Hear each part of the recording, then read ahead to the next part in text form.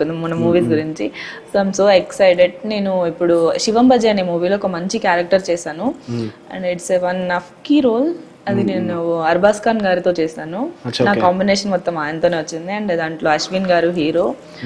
August 1st వస్తుంది. Please అందరు వెళ్ళి థియేటర్స్ కి చూడండి. It was a different concept.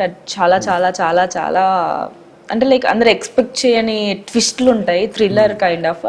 And mythology మనకి ఇప్పుడు చాలా మందికి నచ్చుతుంది, లైక్ హనుమాన్, కల్కి. ఇది కూడా ఆ కైండ్ ఆఫ్ జోనర్ లో, అంటే లైక్ అలాంటి కైండ్ ఆఫ్ ఫిల్మ్స్ ఇష్టపడే వాళ్ళకి ఈ మూవీ బాగుంటుందని నా అభిప్రాయం. మరి మీరందరూ మీ అభిప్రాయాలు కూడా తెలపండి మూవీ చూసిన తర్వాత. ఎస్. సో ఎంత టఫ్ అయింది మీకు అంటే లైక్ బిగ్ బాస్ వచ్చిన తర్వాత ఓకే ఫేమ్ వచ్చింది, బాగా వచ్చింది, బట్ మూవీస్ ఆపర్చునిటీ గెయిన్ చేయడానికి ఎంత టఫ్ అయింది? It's so much effort. Like ఎలా చెప్పాలంటే చాలా టైం టేకింగ్ అండ్ ఎఫర్ట్ పెట్టాలి అండ్ ఈగో ఉండకూడదు.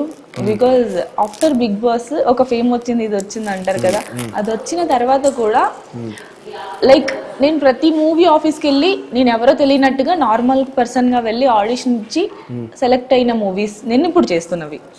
సో దే మ్యాక్సిమం నేను ప్రతి మూవీ ఆఫీస్కి తిరిగాను. లైక్ ఫస్ట్ నేను బిగ్ బాస్కి వెళ్ళక ముందు ఎలా తిరిగేదాన్ని మూవీ ఆఫీస్కి, నేను మళ్ళీ ఫస్ట్ నుంచి స్టార్ట్ చేసా, మళ్ళీ 0 నుంచి స్టార్ట్ చేసా. అంటే బిగ్ బాస్ నుంచి వచ్చిన తర్వాత అందరూ లైక్ బిగ్ బాస్ అనే ఫేమ్ లో ఉంటారు, బట్ నేను దాంట్లో ఉండలేదు, నాకు ఉండాలనిపించలేదు. నేను మూవీస్ చేయాలని అల్టిమేట్ నా గోల్ కాబట్టి ఐ స్టార్టెడ్. అండ్ అది స్టార్ట్ చేయడానికి కూడా నాకు ఒక టైం పట్టింది. ఆ టైం వరకు I was some kind of డిప్రెషన్లో వెళ్ళకూడదని చెప్పి ఐ వెంట్ అవుట్. కొంతమంది తెలిసి ఉండొచ్చు, తెలియకుండా ఎక్కడ